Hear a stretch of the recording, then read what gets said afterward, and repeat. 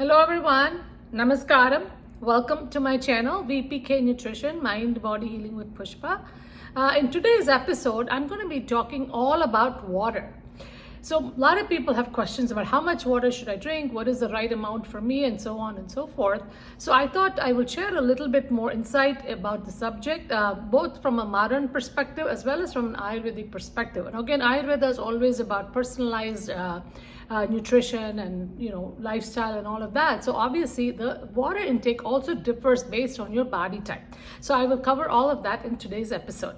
Stay tuned.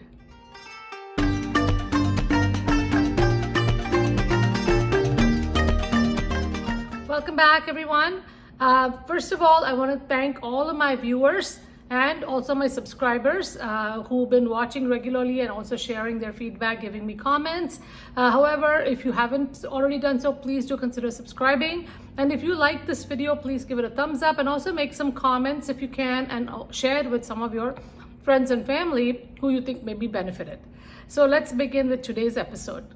So today's topic is about water.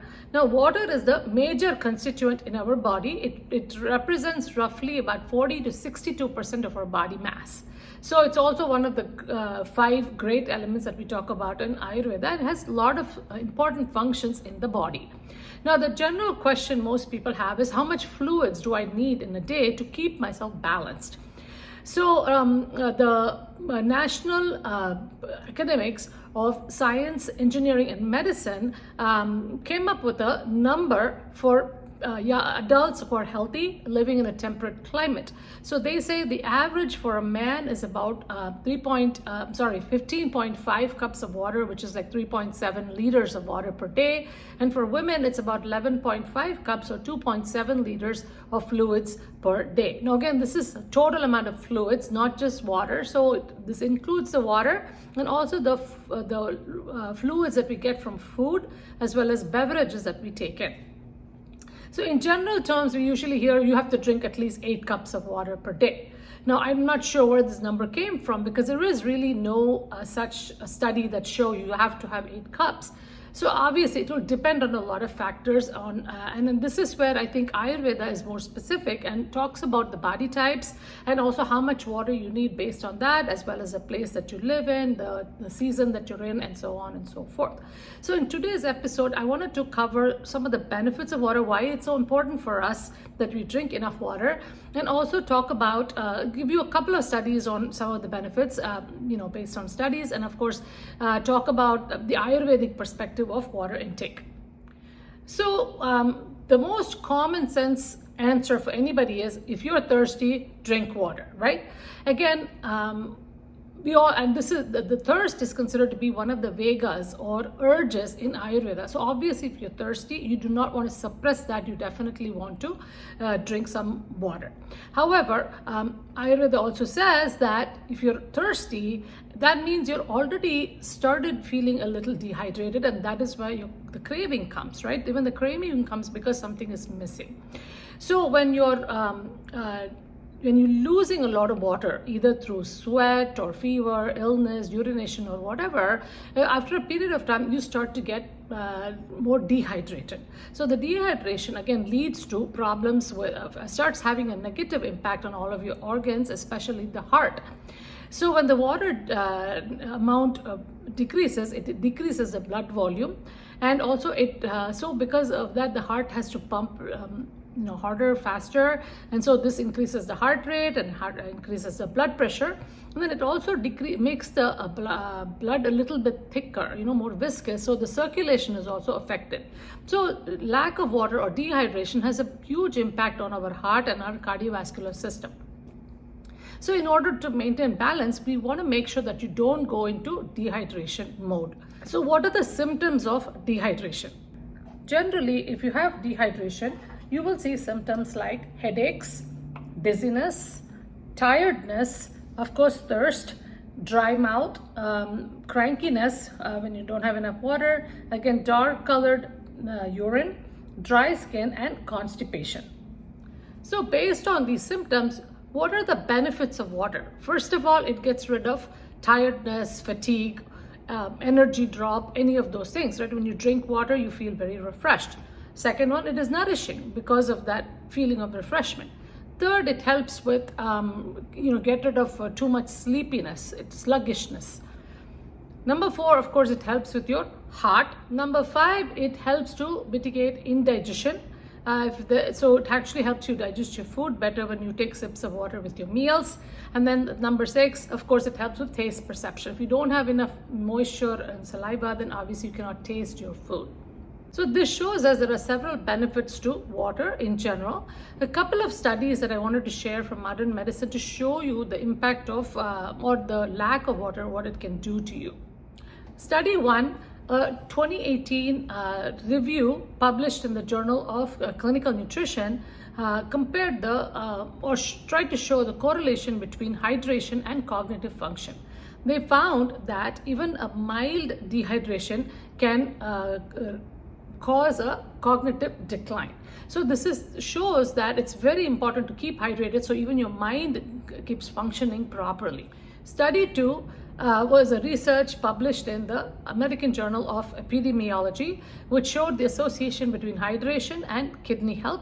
So the study showed that hydration is maintaining a good hydration actually helps with minimizing the risk of kidney stones and overall promotes good kidney health. Now again, it also works in 2 ways.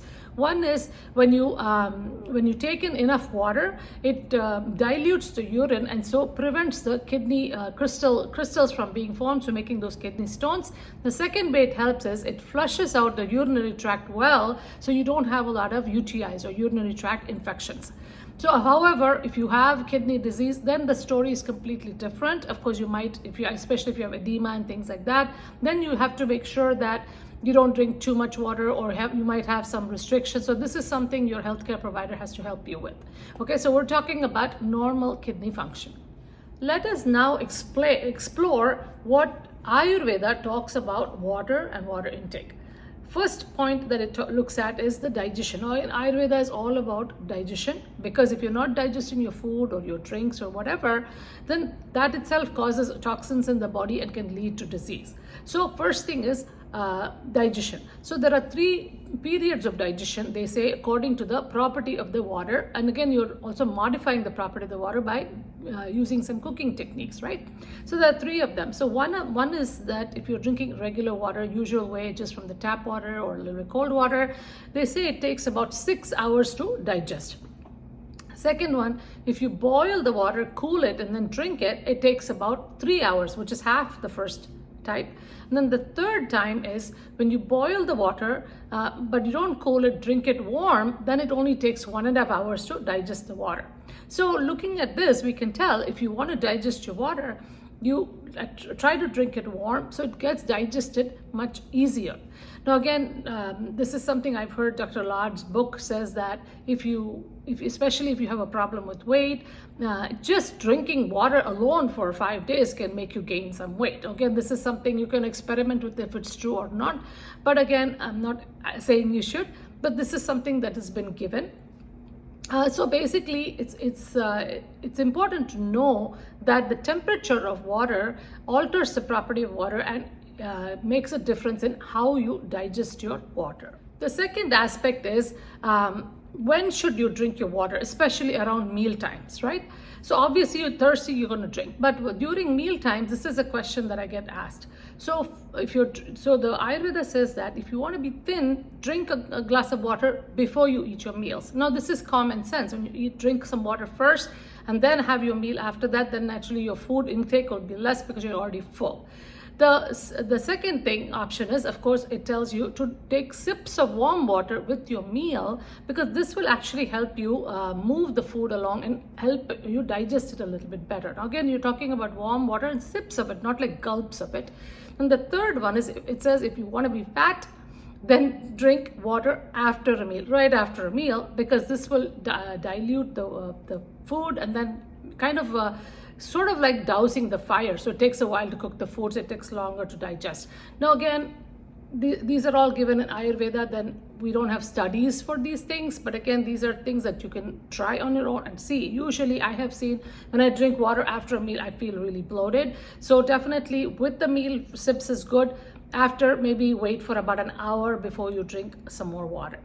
The third aspect is, of course, Ayurveda is personalized medicine. So naturally, it always says that everything should be tailor-made to your body type or your constitution, your prakriti, your dosha. So let's look at the three doshas. First is Vata dosha. Vata is a combination of air and space. So naturally, they have a tendency to get dryness and be cold very often, right? So naturally, they're going to need the maximum amount of water compared to all the other, between the three doshas. So usually Ayurveda says because of the dryness, they are more prone to constipation and bloating, and also feeling cold. So Ayurveda recommends about 8 to 10 cups of water to avoid dehydration. And of course, you want to drink warm or hot water, and also have sips all through the day, not just whenever. And usually Vatas are the ones who forget to drink water, so they should be sipping water all through the day, so that you don't get dehydrated and end up with those problems that I talked about, like the tiredness and the headaches and the constipation and so on. Second dosha is the Pitta dosha. Pitta dosha is a combination of water and fire elements dominant. So obviously, they have some moisture in them. However, because of the heat, they can get dryness, and then they can also get very thirsty. So they're more like in the medium range. So for them, it's recommended maybe about 8 cups. So that's the average that we talk about, right? About 8 cups of water. 7 to 8 cups of water is pretty good for Pitta. Now, in their case, you don't have to drink hot water, but you could do more like a room temperature water, not necessarily cold. Remember, we talked about the time it takes to digest. Unless you have an amazing digestion, then you may be okay with the cold water. The third one is the Kapha type. They are a combination of earth and water. See, these are both heavy elements. They already feel heavy. So they don't feel very thirsty because they have so much of water in their body. So in their case, they need only maybe about 6 cups of water, and they may be fine. They may not even feel thirsty. They may be fine with just 6 cups of water. But again, warm water is definitely recommended, because again, digestion is very slow in Kapha. So when you drink more warm or hot water, it digests a little bit faster than drinking either room temperature water or cold water. So these are some things to keep in mind. The fourth aspect is the seasons. Now again, seasonally also, if it is summertime, naturally it's very hot. So you want to make sure you're hydrated enough and don't get dehydrated. And in the fall season, when it is very dry weather, you also want to keep on drinking enough water, so you're not drying out drying out your body, getting dry skin and all of that. However, during the winter and the springtime, when there's a lot more precipitation in the air, you may not need as much water as the other 2 seasons. So these are some things to pay attention. Again, these all seem like common sense, but we don't think about it that much. Again, this also would depend on the kind of place that you live in. So it's always Desha, Kala, the time that you're in, and of course your body type. So always tailor make everything based on all of those factors. So let's summarize what we learned so far.